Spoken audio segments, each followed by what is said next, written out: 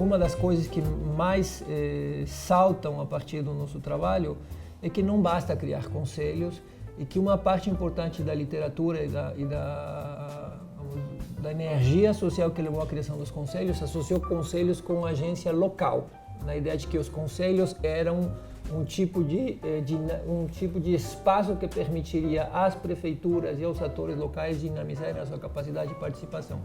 O que a gente está vendo claramente é que as prefeituras elas não têm capacidade de tirar os conselhos do papel. Bem, bom dia a todos. Nós vamos dar início a mais um seminário da Casa. Temos como convidado hoje o professor Adrian Lavalle, que é professor do Departamento de Ciência Política da USP, pesquisador do Centro de Estudos da Metrópole e coordenador do Núcleo de Pesquisa, Democracia e Ação Coletiva aqui do SEBRAP. O Adrian vai falar conosco hoje da pesquisa dele, intitulada Padrões Decisórios dos Conselhos Gestores de Políticas, uma análise comparativa. Adrian, muito obrigada por ter aceito o convite. Você conhece bem as regras da casa, do tempo. Tudo bem. Bom, agradeço muito o convite, é um prazer estar aqui. Eu sou da casa, então não preciso mais esclarecimentos. Talvez para aqueles que são mais novos aqui, que não têm me visto, e normalmente venho nos dias que não tem ninguém. Que é o melhor dia e horário para vir no SEBRAP, exatamente segunda de manhã, terça de manhã. Vocês vão encontrar praticamente bem de manhãzinho. O horário que você chega aqui. Mas às sextas, normalmente estou dando aula na USP, então isso tem me afastado das atividades com maior visibilidade aqui no SEBRAP. Essa aqui é uma pesquisa que veio amadurecendo muito vagarosamente a partir de um projeto com a União Europeia, que foi um projeto entre o SEBRAP e a União Europeia, no qual nós começamos a explorar uma forma de aferir a qualidade daquilo que os conselhos faziam e avançamos o que poderia ser um modelo analítico ou uma forma de proceder com essa avaliação que nós não podemos levar adiante no projeto da União Europeia porque o projeto da União Europeia os parceiros não tinham como fazer nada semelhante em outros países, não tinham o tipo de instituições, nem a magnitude dessas instituições, nem a capilaridade, nem o tipo de registro que a gente tem aqui. Então, foi bom porque nós avançamos essa iniciativa, mas não tivemos como desdobrá-la e, posteriormente, com a renovação do CEM, essa iniciativa se tornou um projeto financiado pela FAPESP via CEM. Então, é uma iniciativa que está em andamento, é um projeto amplo, ele tem uma equipe de pesquisa grande também. Aqui menciono apenas os colegas que estão diretamente envolvidos com esses resultados que eu vou apresentar, que é a Jéssica Voigt, a Lisandra Serafim, o Leonardo Baroni, diz Leonardo, está faltando um O, Leonardo Baroni, o Leo, mais conhecido como Leo, e o Bruno Velo, que trabalhou com a parte de Belo Horizonte, de Porto Alegre, que vocês vão ver aqui. O Bruno está aí para quem não conhece. Bom, então, padrões decisórios dos conselhos gestores, uma análise comparativa no nível dos municípios. Eu começo comentando o que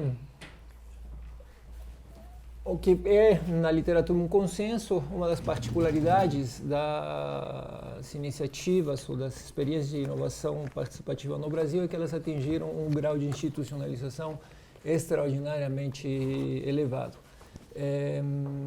E a gente normalmente diz isso, mas a gente, instituições, normalmente não tem uma ideia do escopo dessas instituições e da sua diversidade. Então, aqui, embora a tabela não esteja lá, o quadro não esteja lá muito claro, aqui o que nós temos é um levantamento razoavelmente abrangente, ele não é exaustivo, mas é bastante abrangente da diversidade de instituições participativas que temos no Brasil. E, como vocês podem ver, nós temos, eu diria, quase famílias de instituições participativas, ou tipos gerais de instituições participativas. Aquilo que normalmente chamamos de conselhos, normalmente se desdobra numa diversidade de conselhos. Nós podemos ver, temos conselhos de políticas que estão claramente associados a sistemas nacionais de políticas, temos conselhos como conselhos de CONSEGs ou conselhos comunitários de segurança, temos conselhos tutelares, temos conselhos em equipamentos urbanos, conselhos em parques, temos conselhos setorais, conselhos por programas específicos do Executivo Federal, então uma diversidade enorme de conselhos. E quando vocês ouvem falar de conselhos, normalmente só estamos nos referindo a uma dessas formas específicas de conselhos, que são conselhos gestores de políticas, associados normalmente a sistemas de políticas ou a políticas setoriais. Existem conferências, as conferências nacionais, mas conferências nacionais também é mais um tipo de conferência nacional. Existem conferências nacionais que fazem parte da legislação setorial,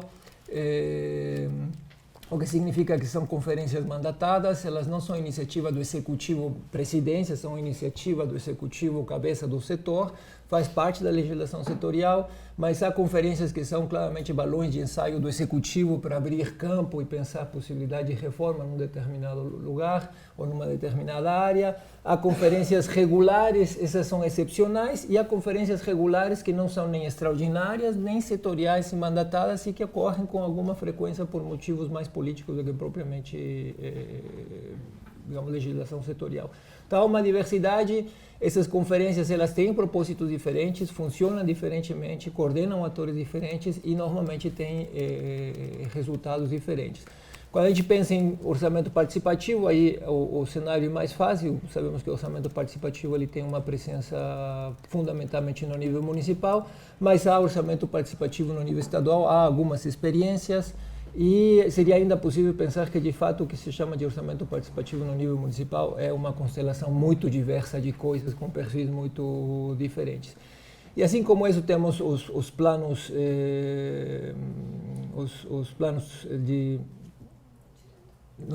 diretores. Estou tentando fazer a tradução do inglês para o português. Os planos diretores. E temos toda uma série de disposições que obrigam a participação no processo orçamentário legislativo. Temos audiências públicas e todo um conjunto de instituições participativas na área de administração e gerenciamento da água, e assim poderíamos seguir. Então, a diversidade de espaços ela é muito considerável, de instituições, e uma das características mais peculiares no caso do Brasil é que uma boa parte deles, aqui não dá para ver, mas aqui eu estou vendo, uma boa parte deles são mandatórios, isto é, tem algum tipo de legislação que os torna obrigatórios. Aqui eu vou trabalhar especificamente com uma dessas modalidades de participação institucionalizada, ou dita participação institucionalizada, que nós tendemos a pensar mais como modalidade de pluralização da representação, ou instâncias de representação de grupos e interesses organizados fora dos sistemas ou dos circuitos mais tradicionais. Então, o que eu vou pensar em uma dessas instâncias, que são os conselhos, e nós estamos pensando os conselhos dentro de uma agenda que é a agenda da efetividade dos padrões, a agenda da efetividade das instituições participativas, e nós tentamos fazer isso através de padrões decisórios. O que é essa agenda de efetividade das instituições participativas? Uma peculiaridade do debate no Brasil, e nesse sentido é muito diferente do debate no exterior, é que no Brasil o debate sobre participação não é um debate hoje sobre a inclusão de novos atores. Não é um debate sobre as potenciais da participação, é um debate após participação. As instâncias de participação elas se expandiram extraordinariamente, algumas delas com muita capilaridade, e uma boa parte das perguntas fundamentais da literatura são perguntas pós-participativas. Não é se nós podemos, ou se é desejável, ou se é bom, ou se há exemplos no mundo que dizem que isso é possível. É o que diabos ocorreu com aquilo que nós fizemos. Basicamente, então, a agenda é pós-participativa nesse sentido. É pensar, dou 4 exemplos de desdobramentos recentes da pesquisa sobre a participação no Brasil. Pluralização da representação. Então, essa é uma agenda que diz para nós, o que nós chamamos de participação não é participação. Boa parte dessas instituições ou instâncias, se você as olhar corretamente com categorias analíticas adequadas, elas não têm participação de cidadãos avulsos. O que eles têm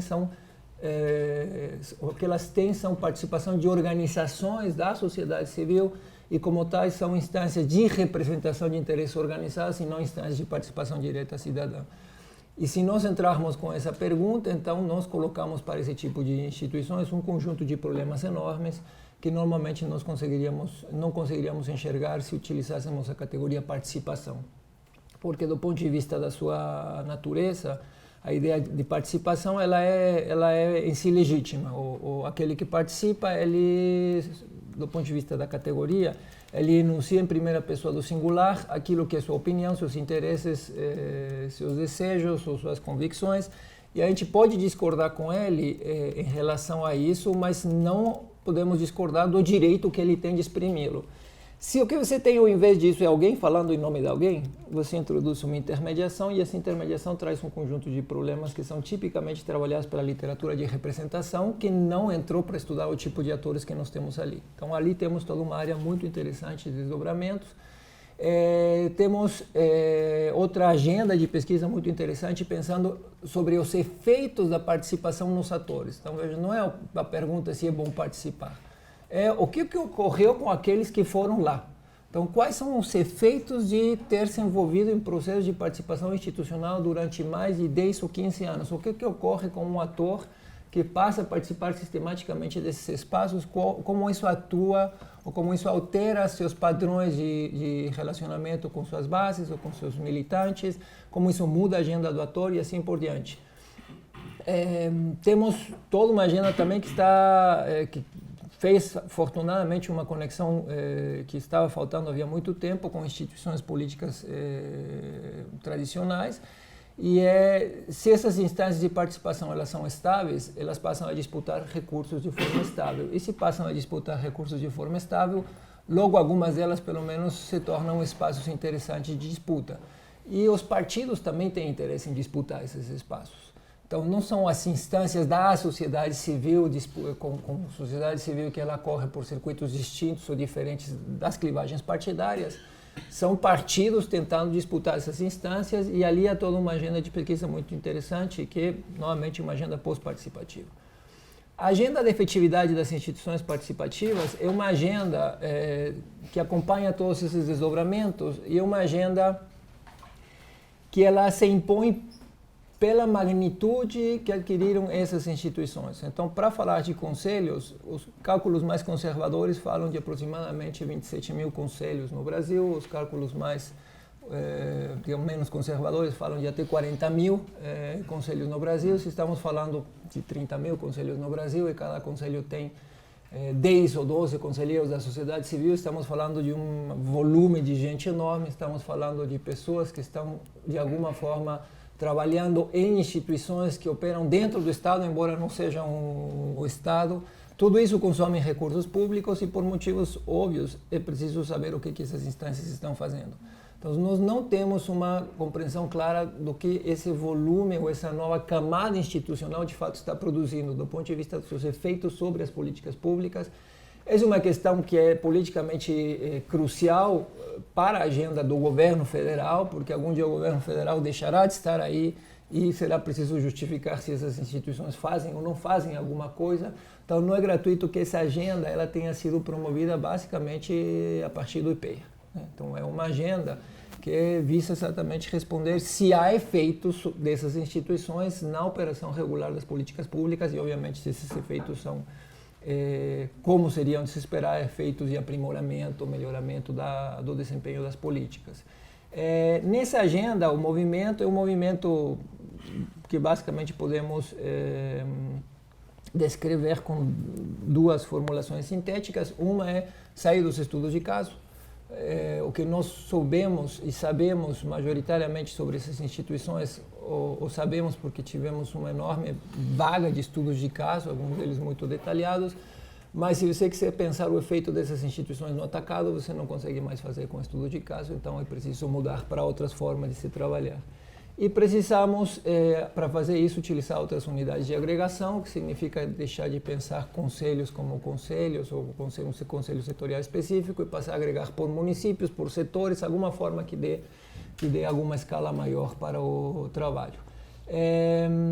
Essa agenda tem, em particular, alguns desafios que nós estamos tentando fazer, estamos tentando contribuir no sentido de ajudar a resolver ou pelo menos contornar parte desses desafios.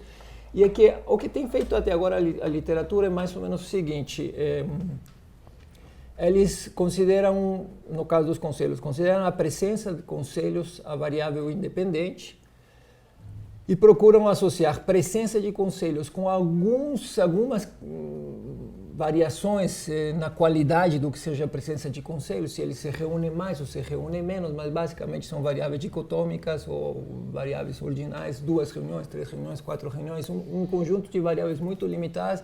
Eles procuram conectar isso com efeitos de performance ou com efeitos sobre o desempenho de política pública na ponta. Então conselhos e mortalidade infantil, conselhos e número de leitos hospitalares, e todas variáveis altamente sensíveis. E a literatura tem apontado que existe correlação. O problema é que, obviamente, nós temos uma distância causal enorme entre a existência de um conselho e, do outro lado, o número de leitos hospitalares, e não há nenhum conselho que possa decidir aumentar o número de leitos hospitalares, porque se fosse assim seria fácil. Então, há um processo no meio que nós não entendemos. A literatura não oferece nenhum mecanismo que possa dizer em que circunstâncias aquilo que é decidido aqui eventualmente pode se tornar em efeitos, e ela tem tentado lidar com isso introduzindo mais variáveis de controle, mas as nossas variáveis independentes são muito precárias porque nós temos pobreza de informação em relação a que os conselhos fazem e como fazem. E enfim, essas tentativas são muito bem-vindas, têm avançado muito, mas nós estamos tentando avançar numa outra direção. O que nós estamos tentando fazer é utilizar fazer uma opção mais conservadora, que é não supor uma distância, não supor efeitos imputados a alguma causa, mas estudar exatamente aquilo que nós sabemos que os conselhos fazem, que é tomar decisões. Então, a ideia é reduzir essa distância causal, e eu não preciso supor nada se eu olhar para o tipo de conselhos decisões que os conselhos tomam. Eu posso caracterizar padrões decisórios dos conselhos e, a partir disso, eu posso inferir coisas. Então, é um movimento diferente. Isso significa que nós estamos mudando. Dá um exemplo, só para a gente não... O que é um padrão decisório? Que decisões tomam os conselhos? Então, os conselhos tomam, por exemplo, nós temos... Mas qual é o padrão, né? Isso a gente vai, então, a gente vai chegar lá. Eu vou mostrar aqui os dados. O padrão decisório seria sobre que se decide e quais as características dessas decisões, sobre que objetos incidem e com que propósito incidem, mais ou menos. Então, há tipos de decisões diferentes, a gente olha para os tipos de decisões diferentes e, a partir disso, nós podemos inferir coisas. Os resultados vão mostrar isso. Isso significa que nós não estamos olhando mais propriamente para outputs, no sentido da literatura de políticas públicas, que é desempenhos específicos nas políticas, mas estamos olhando para outcomes, o que se produz como resultado da operação do Conselho. E isso a gente sabe que está aí, com isso nós podemos avançar nessa discussão. Então, nós estamos fazendo um trabalho comparativo, fazendo um levantamento censitário de conselhos e decisões tomadas pelos conselhos, por hora em 5 municípios brasileiros. Levantamento censitário significa trabalhamos com todos os conselhos existentes num determinado município, registrando todas as decisões tomadas por um determinado conselho nesse município ao longo de 7 anos. Isso dá um trabalho bastante considerável. Eu falo sobre esse trabalho um pouquinho mais adiante. Então, como nós avançamos nessa agenda? Primeiro, nós trabalhamos com uma tipologia de conselhos que nos permite agregar os resultados dessas decisões por tipo de conselhos. E essa tipologia de conselhos, ela vem de uma análise sobre a expansão dos conselhos no Brasil. Então, essa aqui é a tendência geral de expansão dos conselhos. Esses são dados construídos a partir da Munique. Aqui apenas estão plotados 17 conselhos. Nós sabemos que há muito mais conselhos do que isso, mas a Munique só tem informação sobre 17 conselhos, seja como for, são os 17 conselhos que são considerados mais importantes e por isso se fez pesquisa sobre isso na Munique. O que nós temos são aqui os municípios brasileiros e os quintis de municípios brasileiros organizados por IDH. Então, nós saímos de 1988, de um nível em que não existia sequer um conselho na média por município em todos os quintis, independentemente do quintil de IDH, para um processo de crescimento generalizado dos conselhos em todos os municípios brasileiros. Nos municípios com pior IDH, nós saímos em 88 de quase zero ou zero para alguma coisa como 2,7, 2,8 conselhos por município, e nos municípios com maior IDH praticamente chegamos a 7 conselhos na média por município de maior IDH. Então nós temos uma tendência geral, ela é clara, há uma tendência de expansão desses conselhos, e no Brasil isso se fez em 15 anos. Em 15 anos os conselhos se espalharam pelo país. Agora, se vocês olharem aqui, há alguns saltos. Como você está trabalhando com conselhos como um todo, esses saltos, eles são saltos que são produzidos por algum efeito exógeno. Não há como explicar nesse volume de agregação de dados que isso ocorra espontaneamente, e o que a gente vai ver é esse efeito exógeno. Então, temos essa tendência geral, ela é decomposta em 3 tendências específicas. Na verdade, ele é o resultado de 3 tendências diferentes de expansão dos conselhos no Brasil. Há, primeiro, um conjunto de conselhos que são conselhos altamente universalizados. Esses conselhos altamente universalizados partem do mesmo patamar, mas eles chegam a praticamente 100% dos municípios no Brasil. Então, o que vocês encontram nesse gráfico é o primeiro quintil e o último quintil de IDH. Isso significa que eu estou omitindo o segundo, terceiro e quarto quintil de IDH, e fazemos isso para possibilitar a visualização das informações. O terceiro, quarto, quinto, segundo, terceiro e quarto quintil seguem exatamente a mesma trajetória do primeiro e do quinto quintil. Então, só para mostrar como funciona o gráfico. Aqui nós temos o primeiro quintil, aqui nós temos o quinto quintil de saúde.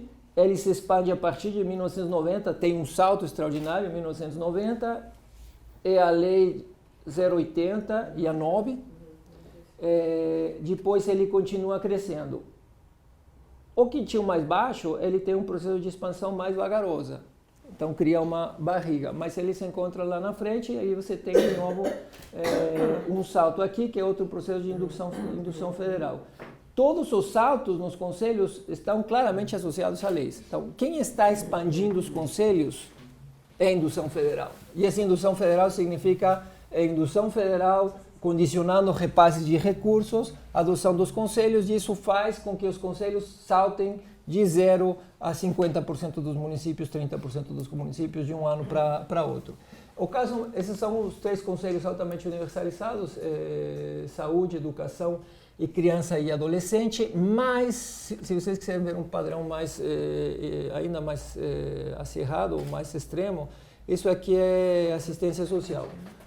Os outros são iguais, isso aqui é assistência social. Então vejam assistência social. Assistência social, aqui foi criada a LOAS, e entre o primeiro e o quinto quintil quase não há diferença, não há essa barriga. Os dois sobem assim. De um ano para outro, eles foram capazes de colocar conselhos em 80% dos municípios brasileiros no quinto quintil. É um processo acelerado de crescimento associado a fortes mecanismos de indução federal. Esse é um tipo de conselhos. Há outro tipo de conselhos.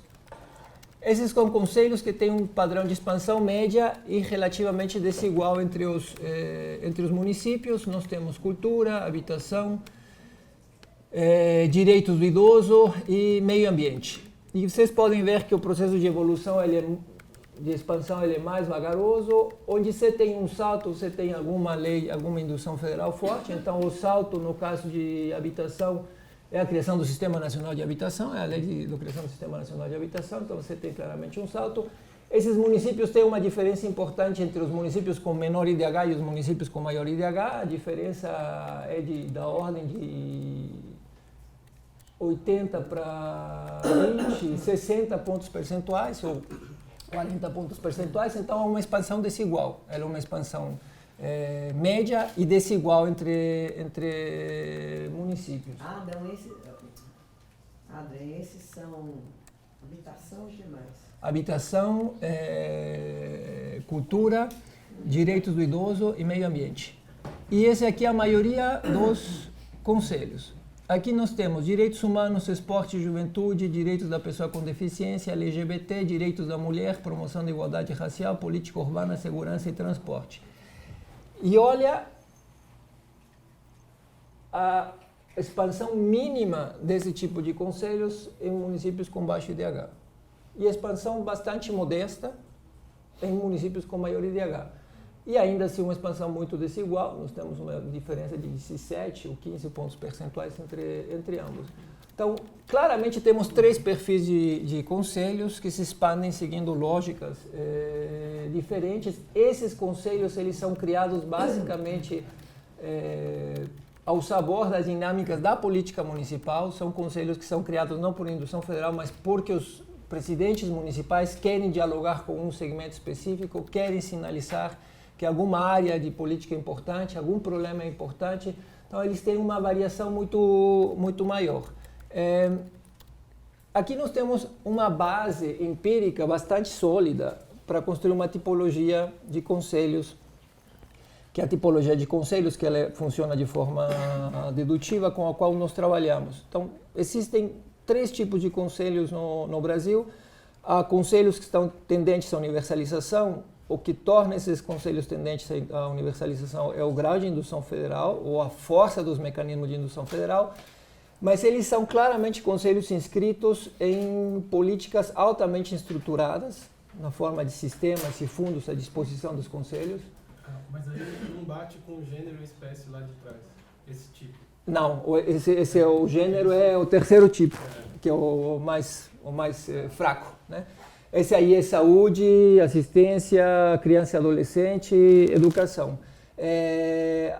Aqui nós temos, então, são conselhos de políticas altamente estruturados na forma de sistemas, e uma peculiaridade crucial desses conselhos é que eles estão insertos no funcionamento regular da política. Eles são conselhos que claramente estão inseridos no funcionamento da política. Você não poderá gerir essa política se de um dia para outro você parar o conselho, porque eles desempenham funções regulares na forma em que essas políticas funcionam.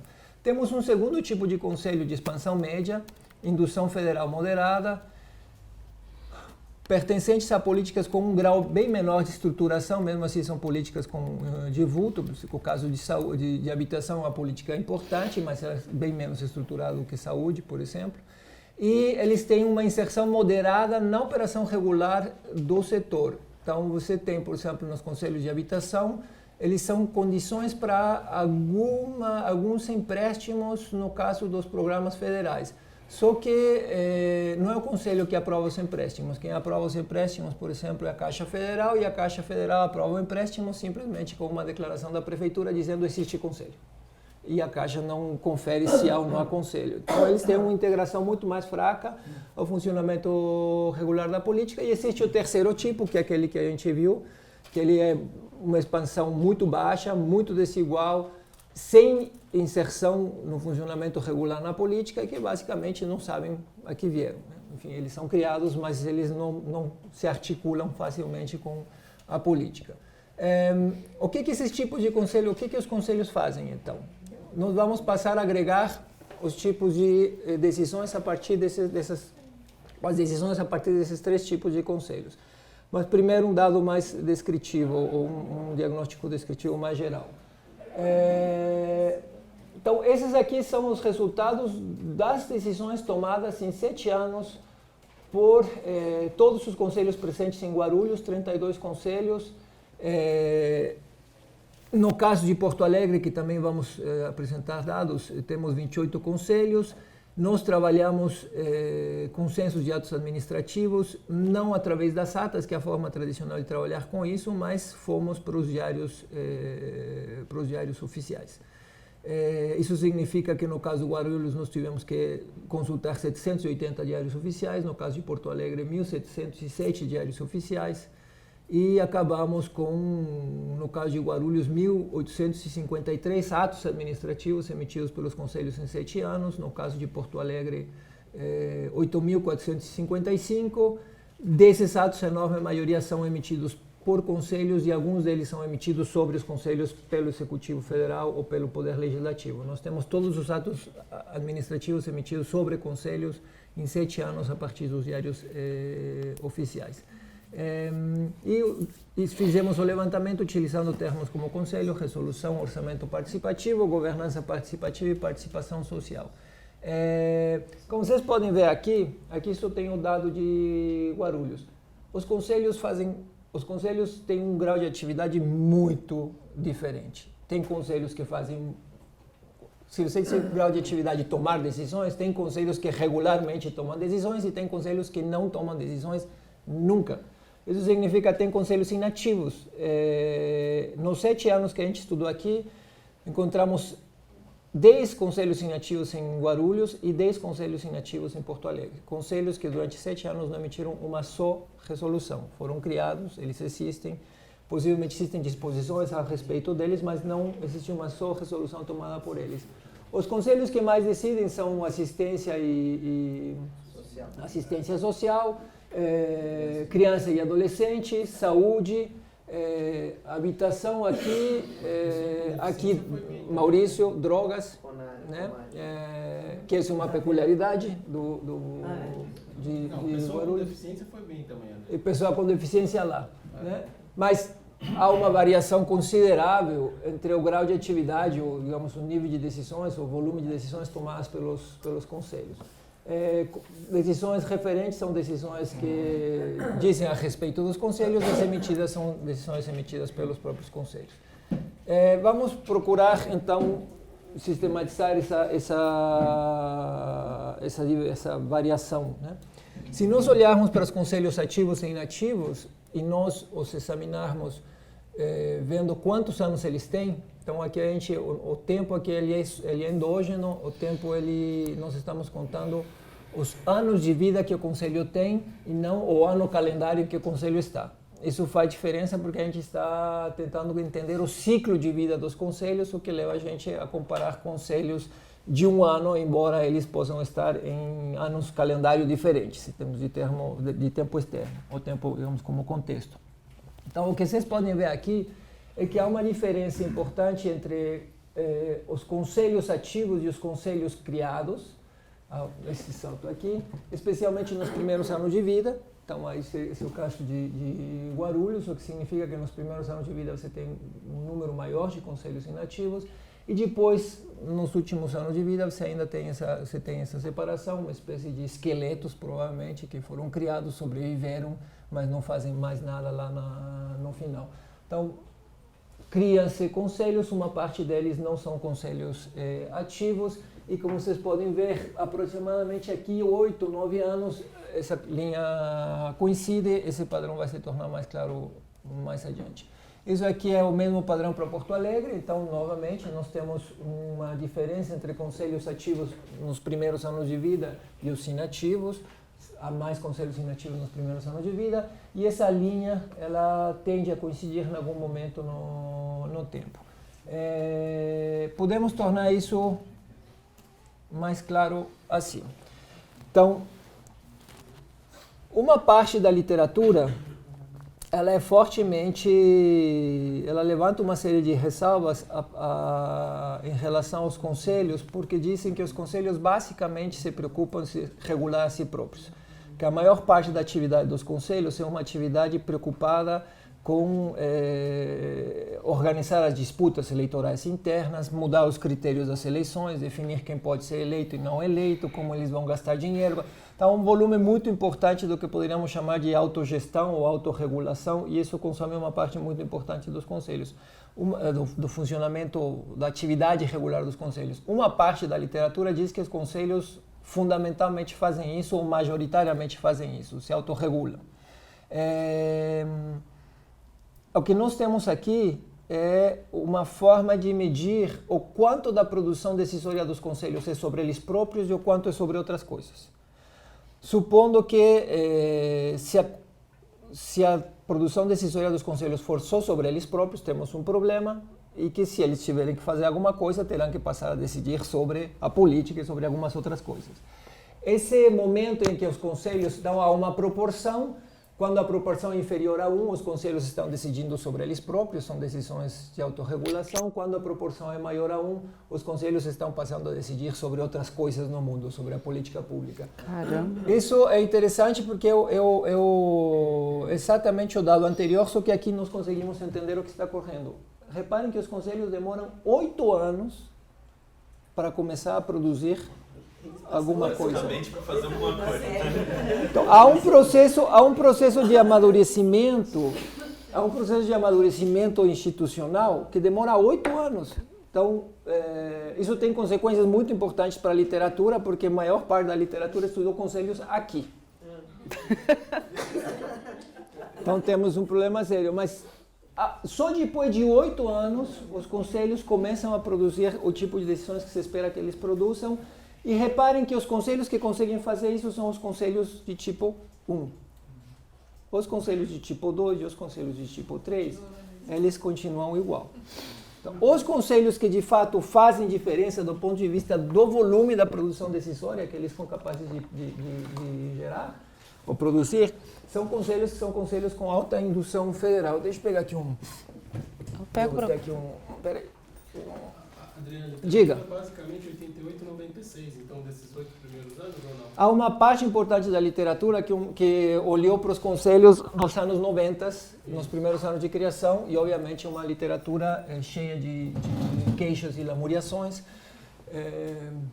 por vários motivos. Ela esperava demais, mas de fato nós não sabíamos que estávamos vendo uma criatura que tinha um ciclo de vida com essas características, então provavelmente a maior parte dos diagnósticos feitos nesse momento estão olhando alguma coisa que não leva em consideração o processo de amadurecimento dos conselhos. O número de participantes dos conselhos varia ou não? Os conselhos de um para outro, tem mais representantes ou menos? Não muito, porque são conselhos com um número de vagas específicas que definem de alguma forma, alguma relação não exatamente paritária, mas pelo menos bipartite entre governo e, normalmente bipartite entre governo e sociedade civil. Né? Então você tem variações de 7 a 15, não tem, como não são assembleísticos, digamos, são instâncias de representação de interesses, tem um número razoavelmente fixo. Né? Tá bom. Então, isso aqui é o mesmo dado para Porto Alegre, só que aqui nós temos o volume absoluto das decisões e aqui temos um número relativo dividido por conselhos. E vocês podem ver que em Porto Alegre os conselhos demoram aproximadamente, deixa eu ver, 11 anos. 2 anos mais. Então, a gente está encontrando um padrão. Não é Guarulhos, os dados dos outros municípios estão mostrando para nós que conselhos demoram basicamente 9 a 10 anos para começar a produzir decisões. Que tipo de decisões eles tomam? Então, esses são os padrões decisórios. Né? Então, temos decisões que são decisões sobre definição geral da política, um tipo de decisão que poderíamos dizer que é decisão ex ante ou intervenção ex ante. O Conselho produz algum critério geral, decide sobre um critério geral que muda a forma de fazer a política. Ou muda a forma de os atores prestarem contas, ou muda, então, há uma definição geral de certos critérios que são definições ex ante e que afetam não a operação específica, mas a orientação geral da política. Temos decisões de fiscalização da política, que são normalmente decisões ex post, decisões de validação ou prestação de contas. Temos decisões de gestão administrativa, que são decisões que a literatura chama de cartoriais. Então, o Conselho ajuda a gerir a política, ele desempenha funções de gestão da política. E temos decisões de autorregulação e de regulação de outras instituições participativas. Conselhos também regulam outras instituições participativas. Então, aqui o interessante é que, vejam, 82% de todo o volume de decisões que a gente tem é produzido pelos conselhos de tipo 1. 6% e 11% pelos outros dois tipos de conselhos. O padrão é parecido para Porto Alegre, embora não tenha aí a percentagem. A segunda questão interessante é que gestão administrativa ela é muito mais importante nos conselhos de tipo 1 do que autorregulação. Mas o padrão inverte quando você vai para os conselhos de tipo 2 e para os conselhos de tipo 3. Nos conselhos de tipo 2 e de tipo 3, eles basicamente se autorregulam, decidem sobre si próprios. Os conselhos que funcionam e não ficam decidindo sobre si próprios são conselhos de tipo 1, onde você tem uma inversão no padrão e onde você tem um volume razoável de decisões sobre definição geral da política, fiscalização da política. Esse padrão, se vocês olharem, aqui isso é Porto Alegre, ele é razoavelmente igual. Gestão administrativa, nós temos 292% em relação a... nós temos 292 decisões médias para a gestão administrativa contra 32 decisões nos conselhos de tipo 1 e a relação inverte de novo para os conselhos de tipo 2 e para os conselhos de tipo 3. É um padrão. Então temos um padrão. O padrão decisório dos conselhos com alta indução federal inseridos regularmente em políticas públicas é diferente dos padrões decisórios dos outros tipos de conselhos. E se nós colocarmos esses padrões decisórios no tempo, olhando para os anos de vida, nós obtemos essa distribuição. Ela é mais difícil de ver, mas você vê que a gestão administrativa claramente começa a crescer aqui 10 anos de vida. Autogestão deles, Não, gestão administrativa, gestão sobre a política. A autogestão, ela é relativamente alta aqui, ou tem alguma nível de atividade, depois ela se mantém ao longo do tempo, mas você tem outras decisões que ganham da função de gestão administrativa. Né? Isso é para os conselhos de tipo 1. Aqueles com alta... cai para burro, é isso? Fiscalização da política, deixa eu ver, ela cai. Aqui nós temos um problema que quando os conselhos começam a ser muito velhos, nós já temos muito poucos conselhos, então nós temos aí um problema de que um conselho específico pode estar produzindo esse efeito. Porque nós, conselhos muito velhos, eles são Entre os 15 que depois nós não temos tantos conselhos tão velhos, então a dado se torna muito dependente de um ou dois conselhos. Esse aqui é o padrão, esse é o ciclo de vida e o padrão decisório dos conselhos de tipo 2, então vocês podem ver, eles são totalmente diferentes. E autorregulação e autogestão tem um peso importante nesses conselhos. E, finalmente, o padrão decisório dos conselhos de tipo 3, que eles só fazem, basicamente, autorregulação, como vocês podem ver. Então, temos essa mudança. Isso aqui é para Porto Alegre. O padrão é muito parecido, só que aqui nós estamos abrindo por conselhos. Aqui é o dado geral. Vejam, 9 anos, gestão administrativa. Ele nem cabe na escala do gráfico. Ela vai embora. Então, é aqui que nós temos essa diferença. O padrão é parecido. Aqui nós temos, se nós quisermos agregar os dados de forma diferente e perguntar, mas será que esse volume de decisões que estão sendo tomadas, que não são sobre autorregulação, elas são decisões que têm mais capacidade de incidir na política? Então aí a gente toma as decisões que são de controle com as decisões que são de incidência geral na política e compara em relação ao resto das decisões. É uma operação, digamos, que é só para dialogar com a literatura, porque nós não acreditamos que as decisões chamadas de gestão administrativa sejam irrelevantes. Elas, para muitas políticas, são cruciais, mas a literatura tende a vê-las como cartoriais. Então, a gente simplesmente está tentando mostrar o que aconteceria se nós desconsiderássemos essas decisões ditas cartoriais e olhássemos só para as decisões que visam controlar a política ou incidir na política ex ante. E aí, nós não temos, em nenhum momento, um volume maior de decisões dedicadas a isso do que o resto das decisões. Esse limiar seria o 1.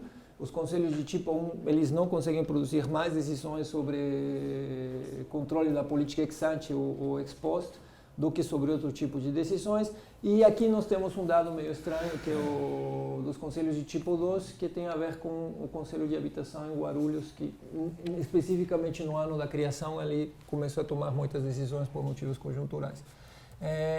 Bom, eu vou pular isso aqui. Eu vou diretamente para as implicações dos resultados do trabalho que a gente está fazendo. Então, algumas implicações gerais em relação à literatura. Eu diria que o nosso diagnóstico ele é mais preciso do que a maior parte dos trabalhos que a gente encontra na literatura, porque o dado que a gente tem ele é mais fino, ele é mais desagregado. Então, ele obriga a rever, eu diria, os diagnósticos mais pessimistas da literatura a respeito da capacidade dos conselhos. Primeiro, 28% das decisões implicam em alguma forma de incidência direta sobre a política. Isso é quase um terço. Então, na perspectiva mais pessimista, os conselhos, especificamente aqueles do primeiro tipo, eles dedicam um terço das suas decisões a decidir sobre questões substantivas, o que não é necessariamente banal. Veja, a gente não tem muito como comparar isso, porque é o seguinte, se nós tivéssemos algum exercício semelhante para o legislativo, eu gostaria de saber quantas decisões os legislativos tomam sobre si próprios. Como a gente não sabe isso, então a gente não sabe exatamente o que significa um custo muito alto de autorregulação. Teríamos que ter algum parâmetro externo para saber se isso é elevado. Mas mesmo assim, um terço das decisões elas são incidência direta sobre a política. Essa é uma implicação geral importante. A segunda é que a maior parte da literatura que produziu diagnóstico nos primeiros 10 ou 15 anos da literatura o fez com um viés forte pelo momento de observação. A literatura, por motivos óbvios, não podia levar em consideração o processo de amadurecimento, o ciclo de vida dos conselhos, e isso significa que ele diagnosticou os conselhos como se aquilo que estava vendo num momento em particular dissesse respeito à atividade geral dos conselhos, quando na verdade dizia especificamente aquilo que os conselhos poderiam produzir no momento em que eles estavam sendo observados. Então precisamos corrigir essa deficiência na literatura e levar em consideração períodos de avaliação mais alongados. A desproporção entre autorregulação e o resto das decisões é bem menos acentuada do que a literatura argumenta. Ela é particularmente pronunciada em conselhos de tipo 3 e de tipo 2, mas ela não é tão pronunciada assim em conselhos de tipo 1, que são os que produzem a maior quantidade e volume de decisões. E em relação à literatura ainda, as chamadas funções cartoriais, na verdade, não impedem a realização de outras funções. Nós estamos vendo que há uma diversidade de funções ali. As cartoriais, elas desempenham no máximo quase um terço, ocupam quase um terço. E o seguinte movimento, se respeito, seria abrir as decisões cartoriais. O que estamos fazendo agora, e isso está quase pronto, é abrir todas essas decisões por tipos gerais em subtipos para saber o que está dentro de cada uma dessas caixas. E boa parte daquilo que é chamado cartorial, de fato, envolve algum grau de agência ou de discricionariedade do conselho ao conceder ou negar processos. Então, há algum grau de incidência na política que não é meramente carimbar. E isso precisa ser repensado. Então, ali nós temos uma coisa vamos a mostrar ou a dizer à literatura. Do ponto de vista mais geral da nossa compreensão do fenômeno, eu diria que uma das coisas que mais saltam a partir do nosso trabalho é que não basta criar conselhos e que uma parte importante da literatura e da energia social que levou à criação dos conselhos associou conselhos com agência local, na ideia de que os conselhos eram um tipo de espaço que permitiria às prefeituras e aos atores locais dinamizarem a sua capacidade de participação. O que a gente está vendo claramente é que as prefeituras elas não têm capacidade de tirar os conselhos do papel. Porque os conselhos criados pelas prefeituras de modo próprio são os do tipo 3. E eles não saem do papel, as prefeituras não conseguem articular isso ao funcionamento regular da política, não tem mecanismos institucionais, não tem... e os conselhos que de fato funcionam são os conselhos que dizem muito pouco respeito à agência local, porque são conselhos que estão inteiramente inseridos no funcionamento setorial da política. Então isso me parece que é uma lição interessante, muda a nossa compreensão do fenômeno. Há uma relação interessante também entre criação de conselhos e desigualdade. Reparem, não precisamos assumir que os conselhos necessariamente traduzem todas essas decisões em efeitos, isso são outros 500, mas se eles forem capazes de traduzir algumas dessas decisões em efeitos, a presença ou não dos conselhos, a presença ou não dos conselhos no território, ela pode incrementar as desigualdades territoriais. no sentido de, se você tem muito mais conselhos em municípios com maior IDH, os eventuais benefícios desses conselhos, eles estão concentrados em municípios que têm já melhores condições de desenvolvimento. Então, uma relação entre criação dos conselhos e desigualdade que é interessante. E o que nós encontramos é que o fator que tem capacidade para impedir que essa desigualdade regional se reproduza é a indução federal. A indução federal é que universaliza esses conselhos e logo tem o potencial para produzir, para fazer com que os potenciais ou eventuais efeitos dos conselhos estejam à disposição de municípios que de outra forma não os teriam. Enfim, temos estabilização de padrões decisórios de 8 e 9 anos e a importância da articulação dos conselhos ao funcionamento regular da política. Sem essa articulação, de fato, parece que os conselhos não têm tanta capacidade de funcionar, isso é importante. E só algumas coisas em relação ao limite do que estamos fazendo. Obviamente, nós estamos olhando para padrões decisórios, não podemos assumir que padrões decisórios são efetividade, mas não precisamos assumir isso porque não estamos assumindo nada. A literatura assume essa conexão, nós simplesmente estamos dizendo temos um padrão decisório, ele pode ter implicações. Onde não se decide, não se produz efeito. Onde se decide, eventualmente é possível ter algum tipo de efeito. Onde se decide mais de certo tipo de decisão, é possível ter certo tipo de efeito e assim por diante. O dado que temos não permite avaliar a qualidade do trabalho dos conselhos, porque provavelmente há não decisões derivadas de debates muito intensos que não se traduz em observação no Diário Oficial. Então, pode ter uma parte do funcionamento dos conselhos que é relevante do ponto de vista do debate, dos interesses, que escapa inteiramente aquilo que nós estamos olhando, porque nós não podemos olhar não decisões, nós só estamos olhando aquilo que se tornou decisão. Nem sabemos se essas decisões foram simplesmente passadas ou fortemente debatidas, então não conseguimos olhar isso. Conflito interno e outras questões que podem ser interessantes ou importantes para entender o funcionamento dos conselhos. Mas acreditamos, e com isso concluo, que a vantagem desse tipo de trabalho que a gente está fazendo é que um trabalho ele é mais vagaroso, mas ele permite acumular no longo prazo. Essas categorias permitirão a outras pessoas fazer estudos comparativos, nós temos uma base mais sólida de compreensão e estamos avançando cumulativamente de modo a produzir um diagnóstico mais amplo.